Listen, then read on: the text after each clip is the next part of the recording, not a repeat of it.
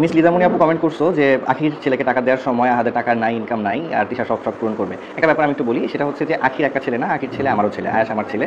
আর ওর টাকা দেওয়ার জন্য টাকা নাই ব্যাপারটা এরকম না। আমার গত কয়েক মাস যাবতীয় কোনো প্রকার ইনকাম নাই, যে কারণে টিস্যুর ইনকাম দিয়েই সব কিছু সংসার টংসার থেকে শুরু করে সব কিছু চলতেছে। সো এই প্ল্যাটফর্মটাকে আমি ইউজ করে এখন টাকা ইনকাম করার একটা সোর্স ওপেন করছি, যে এখান থেকে আমি টাকা ইনকাম করবো। আলহামদুলিল্লাহ ইনকাম হওয়া শুরু হয়েছে।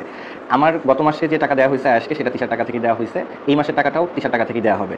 আর ভবিষ্যতে ইনশাল্লাহ আমি দেওয়া শুরু করবো, যেটা সামনে আসবে সেটা থেকে আমি দেওয়া শুরু করবো। কিন্তু মেইনলি ব্যাপার হচ্ছে টাকা নাই। আমি কিন্তু এই ভিডিওগুলোতেও বলছি যে এইখান থেকে ইনকাম করে, হয়তো তুমি ব্লগটা ভালো করে দেখো না বা কথাটা ভালো করে শুনো নাই।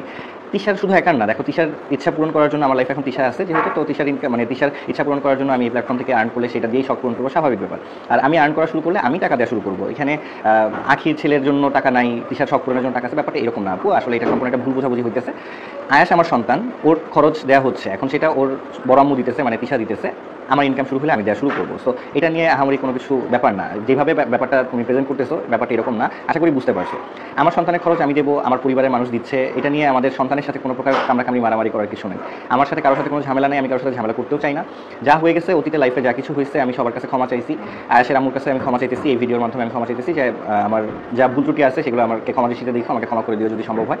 আমি পার্সোনালি কথা বলার চেষ্টা করবো ওর সাথে ক্ষমা চেয়ে নেওয়ার, যেটা আমি চেষ্টা করবো। দেখো, ক্ষমা করার জন্য ওর দিক থেকে ও ক্ষমা করবে, আর আমার চাওয়া আমি চাবো, সেটা আমি ক্ষমা চেয়ে নিলাম। বাট এখানে ছেলের সম্পর্কে টাকা দিতেছি না বা ছেলের শখ পূরণ করতেছি না, অমুক একটা করতেছি, এইরকমভাবে কথাগুলো প্রেজেন্ট করবো না। এটা রিকোয়েস্ট থাকবে তোমাদের কাছে।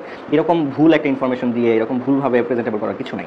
আশা করি বুঝতে পারছো। এবার আখির ছেলে আয়েশের খরচ নিয়ে মুখ খুললেন আহাদ। বললেন, আমি কোনো ইনকাম করি না, তাই তো আয়েশকে কোনো খরচ দিতে পারি না।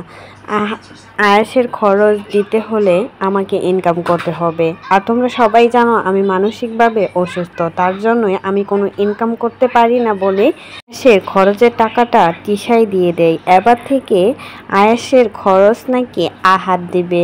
ব্লগ ভিডিও বানিয়ে যা ইনকাম হবে তাই নাকি আহাদ আয়াসকে খরচ হিসাবে দেবে, এমনটাই কিন্তু বললেন আহাদ। তো এই বিষয়ে যদি আপনাদের কোনো মতামত থাকে সেটা জানাতে পারেন।